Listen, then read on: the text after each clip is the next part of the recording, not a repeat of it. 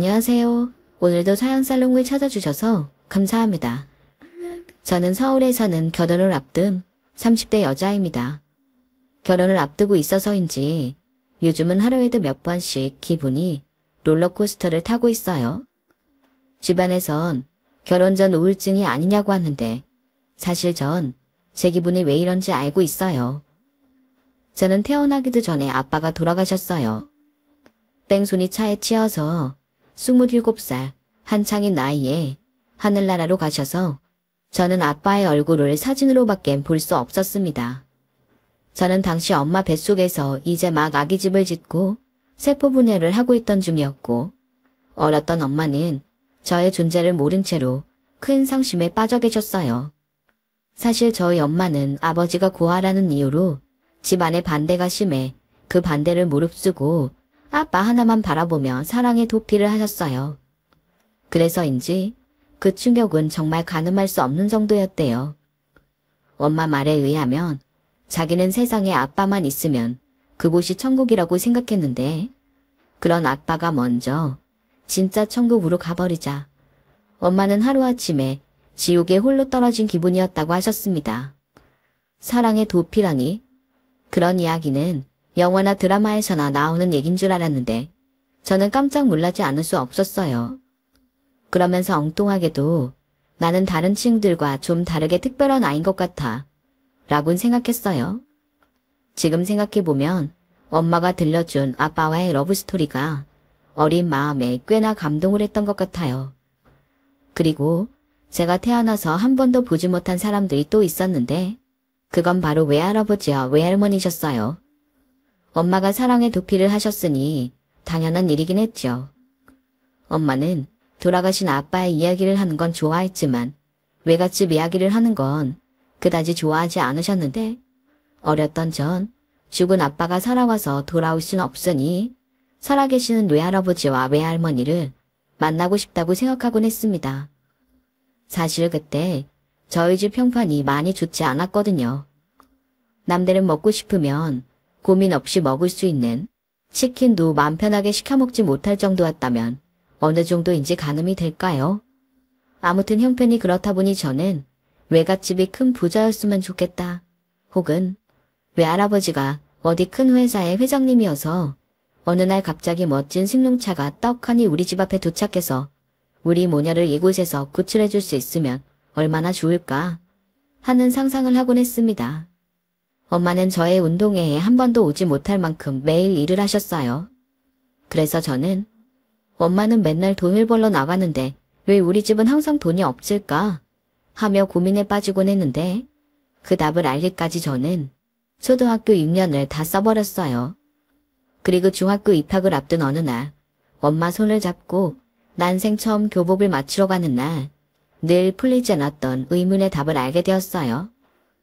그날은 항상 돈이 없다던 엄마의 지갑에서 돈이 술술 나오는 날이었는데 책가방과 구두 그리고 운동화까지 제가 고른 건 모두 사주시고 제가 먹고 싶다는 피자도 흔쾌히 사주시던 날이었어요.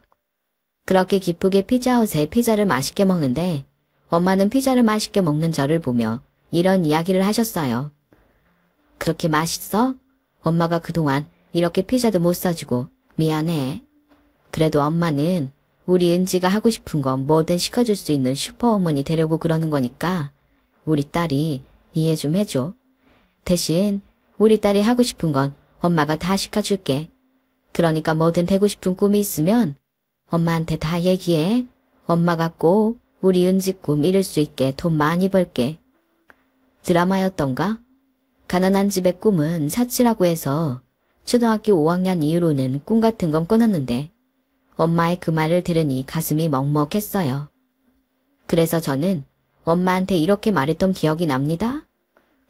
그러는 엄만 꿈이 뭐야? 슈퍼어머 말고 엄마는 되고 싶은 거 없어?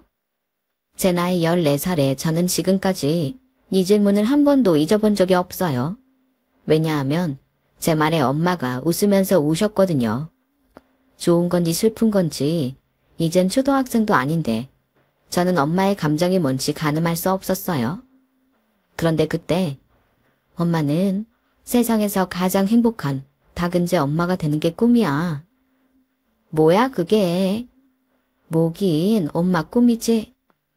그 모습이 제 가슴 속에 문신처럼 콕 박혀 저는 절대 나쁜 길로 빠질 수가 없는 아이가 되었고 오로지 엄마를 행복하게 해줄 수 있는 딸이 되고 싶다는 꿈을 꾸게 되었어요. 남들 다 하는 학원 과외 이런 거 없이 저는 문제집 2-3권으로 늘 반에서 1, 2등을 다퉜고 고등학교는 외고 대학은 우리나라에서 그래도 손에 꼽는 와이대 법학과를 졸업하고 엄마의 뒷바라지로 무사히 로스쿨 4년을 마칠 수 있었죠. 당시 저희 모녀는 단지하 빌라에서 방 2개에 거실도 없는 그런 곳에 살았는데 대학교며 로스쿨 학비며 저희 엄마는 어디 도깨비 방망이라도 감춰놓으신 듯 등록금을 척척 내셨어요. 아마도 이럴 때 쓰시려고 아끼고 또 아끼고 하셨겠죠. 당신이 저에게 말했던 슈퍼우먼이 되기 위해서요. 저는 엄마의 남은 인생을 누구보다 행복하게 해주기 위해 돈 잘 버는 잘 나가는 변호사가 되기로 마음먹었어요.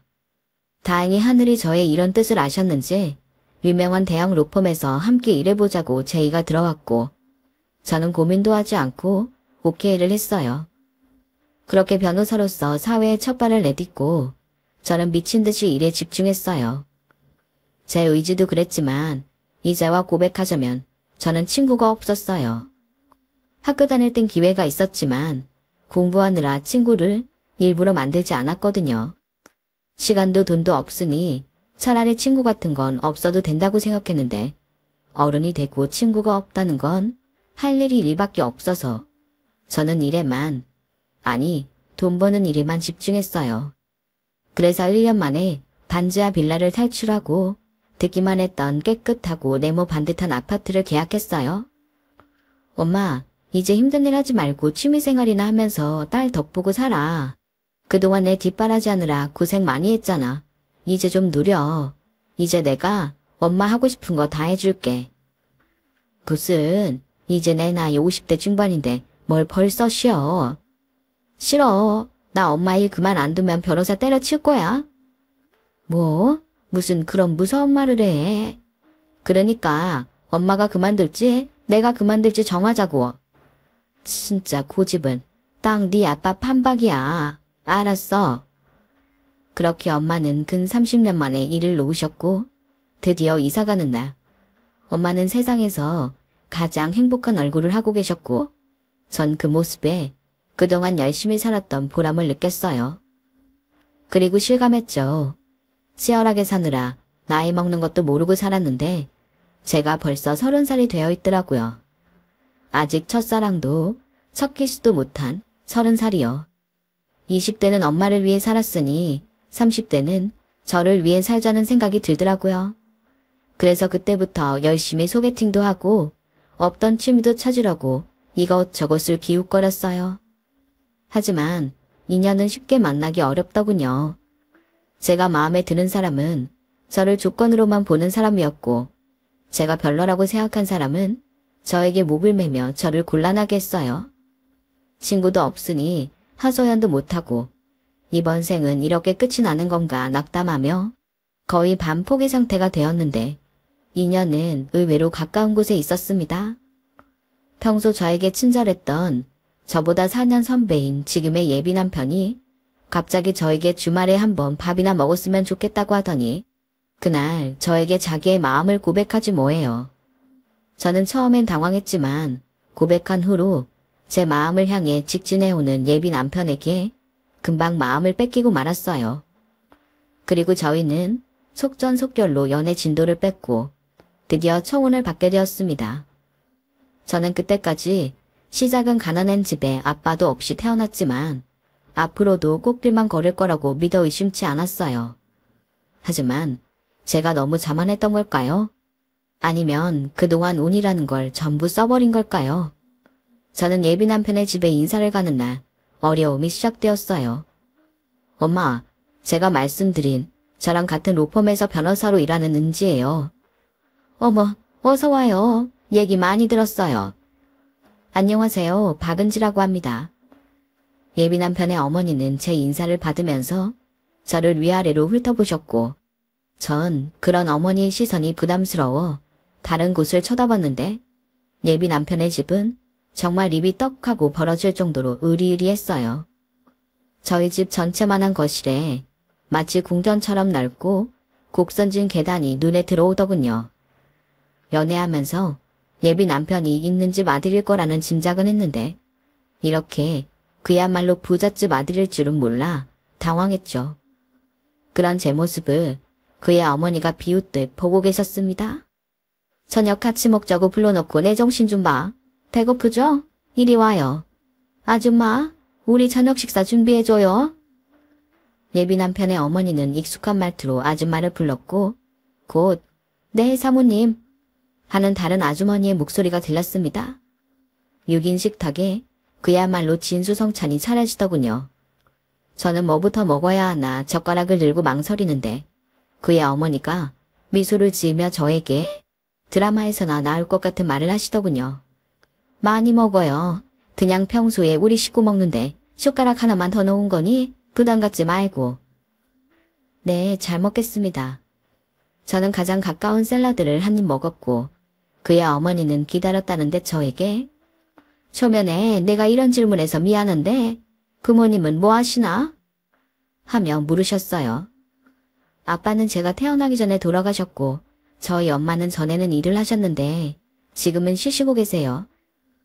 어머, 듣기로 형제도 없다고 했는데 그럼 은지 씨가 가자? 네, 뭐 그렇죠. 어머나 세상에. 예비 남편의 어머니는 제 말에 젓가락을 내려놓으셨어요. 그리고 속이 타는지 물을 벌컥벌컥 마시며 자리에서 일어나더라고요. 저는 이게 지금 무슨 상황인가 순간 불쾌한 기분이 들었는데 은지야, 잠깐만 엄마랑 얘기 좀 하고 올 테니까 절대 여기서 나오지 마. 나오지 말라니. 저는 예감이 좋지 않았어요. 그리고 그 예감은 적중했고요. 나가지 않아도 그의 어머니 목소리가 온 집안에 쩌렁쩌렁하게 울리더군요. 기껏 김 원장님 딸 태정터니 너 제정신이야? 난 같은 로펌 변호사라고 해서 우리 집이랑 비슷한 집 딸인가 했지. 네가 뭐가 아쉬워서 가난한 집 딸을 만나? 이미 그 얘긴 끝났잖아요. 전 제가 좋아하는 사람이랑 결혼할 거고 아버지도 그러라고 하셨는데 이제 와서 사람 초대해놓고 이러시면 어떡해요? 난 설마 했다. 그래도 내가 키운 아들인데 안목이 있겠지. 믿었다고. 그냥 사람 하나만 봐주세요.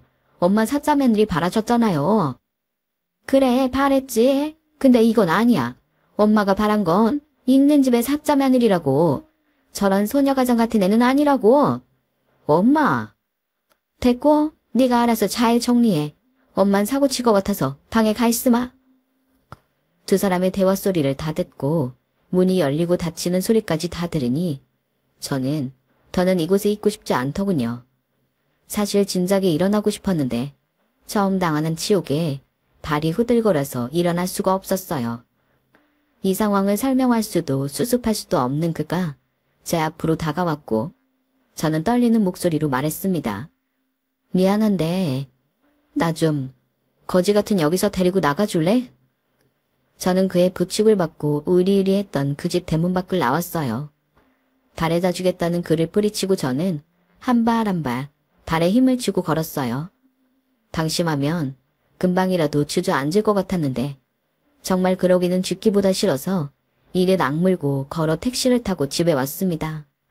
그날 밤 그는 저에게 연신 전화를 걸었고 저는 받지 않았어요. 그냥 이 결혼은 하지 않는 게 맞다고 생각했습니다.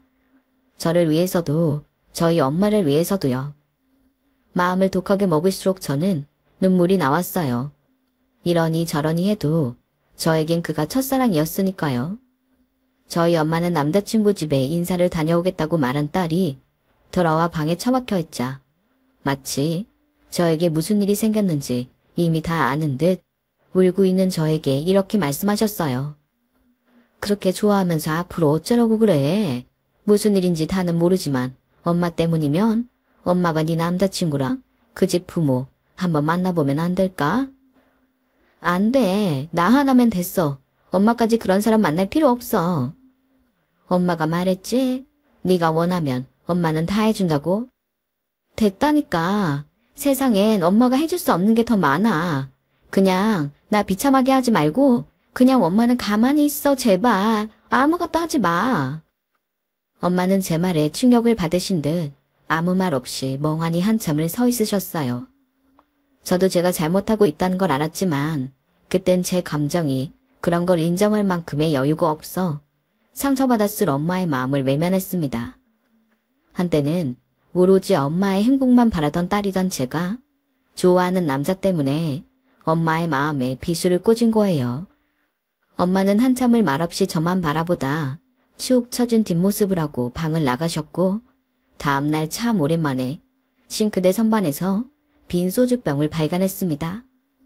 엄마는 제가 어릴 때 아빠의 제사가 있는 날이거나 마음이 힘들 때 저 몰래 혼자 깡소주를 드시곤 했는데 어른이 되고 처음으로 나와 있는 소주병을 보니 마음이 아팠어요.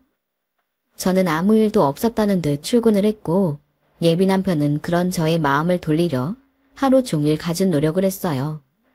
그리고 저희 집에까지 쫓아와 저에게 미안하다며 제가 원하면 가족과 연을 끊고 저와 저희 엄마를 모시고 살 수 있다고 말하더라고요. 솔직히 그 말까지 들으니 마음이 흔들렸어요. 이런 제 마음을 엄마는 눈치챘는지 밖에 나가 그 사람을 만나 이야기를 하고 오셨고요. 우리 딸이 엄마 닮아 사람 보는 안목이 있네. 사람이 아주 착하고 바른 게 엄마는 아주 마음에 드는걸. 엄마가 그 집 부모 한번 만나고 싶다고 말했어. 뭐하러 내가 아무것도 하지 말랬잖아. 괜히 엄마까지 상처받으면 그때는 어떡하라고. 박은재, 부모는 자식 걱정해도 자식은 부모 걱정 안 하는 거야. 둘이 서로 그렇게 좋아하면서 뭘 겁내? 엄마가 가서 말이 통하는 사람인지 보고 올게. 갔는데 옆에 내가 유혹 말이 안 통하면 엎어도 엄마가 먼저 엎어. 그러니까 괜한 걱정하지 마. 엄마는 미소를 짓고 말씀하셨어요. 젊어서는 사랑의 도피까지도 감행한 엄마인데 제가 저희 엄마를 너무 과소평가했나 싶을 정도로 엄마의 결심은 확고했죠. 그리고 일주일 후 그날이 왔어요. 처음엔 그 사람의 어머니가 너무나 완고해서 여간에서 나오지 않을 것 같았는데 예비 남편이 어머니에게 계속 고집을 부리시면 자기는 집안과 연을 끊고 집을 나가 저와 혼인신고를 하겠다고 해서 어쩔 수 없이 약속한 장소에 나오시게 되었는데요. 이미 깽판을 치시러 작정하고 넣으신 그의 어머니는 제가 처음 인사를 갔을 때처럼 남편 없이 혼자 계셨고 저의 어머니를 보고도 인사는커녕 눈빛도 마주치지 않았어요. 안녕하세요. 은지 엄마입니다. 이런 자리 힘드셨을 텐데 나와주셔서 감사해요. 네, 말씀대로 이런 자리 힘드니 바로 본론부터 얘기하죠. 네, 그러죠. 저희 딸이 마음에 안 드시는 이유가 혹시 저 때문인가요? 아니라고는 못하겠네요. 저희 남편이 땡땡병원 부원장이에요. 땡땡병원은 아시죠? 결혼도 서로 집안이 맞아야 하는 건데 죄송하지만 저희와 서둔하시기엔 제가 양보가 되지 않아서요. 저희 아들 혼자짜리는 줄을 서는데 보는 눈도 많고 해서요. 그러니까 그쪽에선 저도 저지만 저희 집 배경이 별로라서 저희 딸을 반대하시는 거네요. 뭐 그렇죠. 물론 없는 집에서 딸 잘 키우신 건 인정합니다. 대단하세요. 아마 저희 같은 집안 아니고 평범한 집에선 환영받을幸福감이죠. 은지양 입장에서 보면. 그런데 시집가서 대우받고 사는 게 훨씬 낫지 않겠습니까?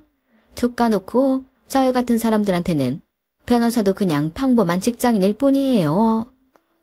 그의 어머니는 저의 어머니에게 비아냥거리며 본인 할 말을 다 하셨고 저는 또다시 끓어오르는 분노에 이번에야말로 제대로 성질을 부려보려고 하는데 저희 엄마는 저의 손을 꽉 잡으셨어요. 말씀 잘 들었습니다. 그나저나 남편께서 그 유명한 땡땡병원 부원장이시라니 깜짝 놀랐네요. 같이 나오셨으면 이번 기회에 귀하신 분 얼굴 한번 볼 수 있었을 텐데 아쉬워요. 혹시 아직 식사 전이니 한번 뵐 수 있을까요? 워낙에 병원이 크고 또 VIP 환자가 많아서 바빠요. 그래서 일부러 집안일은 제가 알아서 혼자 합니다. 그러시군요. 힘드시겠어요. 그럼 이 결혼은 말씀대로 없던 일로 하시죠. 저도 제 딸이 그런 곳에서 마음고생하며 살길 바라지 않습니다. 그런 곳이라고 하시니 좀 불쾌하지만 어머님이 현명하시네요. 이해해 주셔서 감사합니다. 여기 식사 자리는 제가 계산할 테니 마음 편히 드세요. 저는 이런 싸구려 음식은 입에 맞지 않아서 먼저 일어나겠습니다. 그의 어머니는 만족스러운 얼굴로 자리에서 일어났어요. 예비 남편의 얼굴은 일그러졌고 저는 참지 못할 화에 몇 번이나 움찔했지만 그때마다 저희 엄마는 저에게 참으라며 제 손을 강하게 잡으셨는데 그때 중년의 한 남자분이 식당 안으로 들어오셨습니다. 어머, 당신이 어떻게 여기에 왔어요? 그의 어머니의 반응을 보고 저는 그 남자분이 예비 남편의 아버지임을 알 수 있었죠. 은호가 하도 와달라고 해서 무슨 일이야? 별거 아니에요. 은호나 아버지 바쁘신데 괜히 그런 말을 했니? 그때였어요. 저희 엄마가 제 손을 놓고 자리에서 일어나셔서 그의 부모님이 있는 곳으로 가셨고 그의 아버지께 반가운 말투로 오랜만이에요, 과장님. 아니, 이젠 부원장님이라고 불러야겠네요. 라고 하시는 거예요. 저는 깜짝 놀랐어요. 저뿐만 아니라 그의 어머니의 표정은 뭐 이런 미친년이 있지 하는 듯 했고요. 누구시죠? 그의 아버지는 저희 엄마에게 기억이 나지 않는다는 듯 물었어요. 저 차은혜예요. 너무 오랜만에 보셔서 잘 기억나지 않으시죠? 엄마는 덤덤하게 말씀하셨고 예비 남편의 어머니는 무슨 수작이냐며 아까와는 다르게 언성을 높이셨는데 당신 조용히 좀 해봐. 그러니까 네가 내가 아는 은혜가 맞다는 거지? 차석태 딸 차은혜. 네, 맞아요. 저희 아버지 잘 계시죠? 워낙에 병원밖에 모르시는 분이라 사는 동안 궁금하진 않았지만요. 저는 이 상황이 믿기지 않았습니다. 옆에서 예비 남편이 우리 엄마의 아빠, 그러니까 제 외할아버지가 아버님이 일하는 병원의 병원장인 거라고 말해주는데도 저는 그 말이 귀에 하나도 들리지 않았어요. 오히려 태세 변화는 그의 어머니가 저보다 빨랐죠. 어머, 이게 무슨 운명의 장난이래요? 진작에 말씀하시지. 설마 일부러 저 놀리려고 하신 거예요? 아무튼 우리 그이도 그렇고 우리 아이들도 그렇고 병원장님네랑 우리는 인연이 보통이 아니에요. 안 그래요, 사돈? 사돈이라니. 저에겐 소녀 가장이라고 하고 방금까진 저희 집 배경이 별로라고 막말을 하더니 저는 기가 찼습니다. 저희 엄마도 기가 찬다는 듯 그의 어머니의 말에 화답하셨어요. 저도 이런 기막힌 인연이 또 있을까 싶네요. 하지만 아까 말씀하셨듯이 이 결혼은 없던 것으로 하는 게 좋을 것 같아요. 그러니 사돈이라는 말은 하지 마세요. 아까는 제가 실수한 거예요. 아이들이 저렇게 둘이 짓고 못 사는데 사돈이 저 좀 한번 봐주세요. 저희 엄마는 그의 어머니의 말에 아무런 대꾸도 하지 않으셨고 이야기를 다 들은 그의 아버지는 이 상황이 어떤 상황인지 단번에 알아차리셨습니다. 당신, 내가 은호 결혼 문제 적당히 하랬지? 애들 보기 창피하지 않아? 그 나이 먹도록 그릇이 그거밖에 안 돼. 앞으로 당신은 은호 결혼 문제에서 손 떼. 알겠어? 여보. 은혜야, 미안하다. 네가 싫으면 이 결혼 안 시켜도 된다. 대신 자식된 도리로 이제 그만 너도 내 고집 꺾고 네 부모한테 늦기 전에 얼굴 비춰. 요즘 내 아버지 건강이 말이 아니야. 이대로 그냥 돌아가시면 후회도 늦는다. 나중에 알고 보니 그의 아버지는 저희 외할아버지의 제자였고 저희 엄마가 집을 나간 후론 무리해서 일만 하시다 최근엔 심장이 좋지 않아 입원과 퇴원을 반복하고 계시다고 했습니다. 저는 또 한 번 저희 엄마의 고집이 정말 보통이 아니라는 것을 확인할 수 있었어요. 그렇게 힘든 생활을 했으면서 무리해서 슈퍼우먼 따윈 하지 않아도 됐으면서 엄마는 왜 집에 들어갈 생각을 하지 않았던 걸까요? 저의 그 의문에 엄마는 엄마 고집 때문에 너까지 고생시켜 사실은 내내 미안했어. 하지만 엄만 끝까지 책임을 다하고 싶었어. 엄마의 선택으로 너를 낳았는데 힘들다고 집에 들어가면 하늘에서 아빠가 많이 미안할 것 같았거든. 저는 평생을 아빠만 생각하며 산 엄마에게 괜찮다고, 엄마가 그렇게 강한 사람이라 나는 더 좋았다고 말했고, 저희 엄마는 고맙다며 눈물을 보이셨어요. 그 후로 한 달 뒤, 엄마는 30년 만에 자신의 고집을 꺾고 저를 데리고 외갓집으로 갔어요. 주인종을 누르기까지 많은 시간이 걸렸지만 엄마의 결심에 서는 순간 띵동하는 소리와 함께 닫혔던 웅장한 대문이 저희 앞에 활짝 열렸습니다.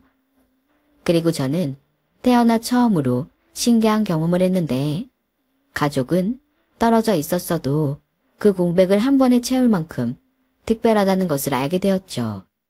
처음 보는 외할머니와 외할아버지는 엄마의 결혼을 반대했다는 것이 믿기지 않을 만큼 인자하신 분이셨어요. 그리고 그 안에 저희 엄마는 제 엄마이기 전에 그분들의 딸이라는 것을 새삼 느끼게 되었습니다. 그 뒤로 엄마는 외갓집과 저희 집을 하루가 멀다고 오가며 못다한 딸 노릇을 하고 계세요. 그러는 사이 저희 예비 남편은 한결같은 마음으로 저를 기다렸고, 저는 변함없는 그의 마음을 더는 외면할 수 없어 결혼하더라도 시어머니의 사과와 그런 행동을 다시는 제가 이해하지 않는다는 조건으로 결혼을 약속했어요. 사실 저는 결혼 후에도 엄마를 모시고 살고 싶었는데, 나는 싫어. 내가 왜? 결혼한 딸에 어려운 사이까지 데리고 살아야 하니? 난 너 시집 가면 혼자 편하게 살 거야. 그러니까 괜히 엄마 손 빌릴 생각하지 말고 실혼집 알아봐. 이거 얼마 안 되지만 엄마가 너 시집 보내려고 모아놓은 돈이야. 엄마는 분명 집 어딘가에 도깨비 방망이를 숨겨놓은 것이 분명했어요. 1억이 든 통장을 저에게 건네며 단호하게 말씀하셨어요. 엄마의 고집에 저는 어쩔 수 없이 항복을 했고, 현재 결혼 준비를 얼추 끝마쳤습니다. 여전히 저희 예비 시어머니는 꼬였던 관계 회복을 하자며 연락을 주고 계시고, 저는 아직은 받아줄 마음이 없어 튕기는 중이에요. 아무래도 저는 착한 며느리가 되긴 힘들 것 같은 예감입니다. 사실 며느리뿐만 아니라 결혼 후 제가 정말 잘 할 수 있을지, 그리고 저 없이 저희 엄마는 괜찮을지 온통 불안한 마음이에요. 결혼은 원래 이런 건가요? 저는 아마 저희 엄마처럼 사랑의 도피 같은 일은 절대 하지 못할 것 같아요. 이런 생각을 하니 저희 엄만 정말 대단한 여자가 맞는 것 같습니다. 아빠를 향한 한결같은 그 마음도요. 저도 그 마음 본받아 저에게 한결같은 지금의 예비 남편에게 보답하며 살아야 하겠죠. 이 마음 변하지 않고 잘 살 수 있도록 응원 부탁드려요. 지금까지 저의 이야기 들어주셔서 감사하고요. 함께하는 가족과 늘 행복하시길 바라며 제 이야기는 여기서 마치겠습니다. 감사합니다. 여러분, 사연 댓글에 응원과 현명한 조언 부탁드려요. 좋아요와 구독은 저에게 큰 힘이 됩니다. 오늘도 좋은 일 가득하세요.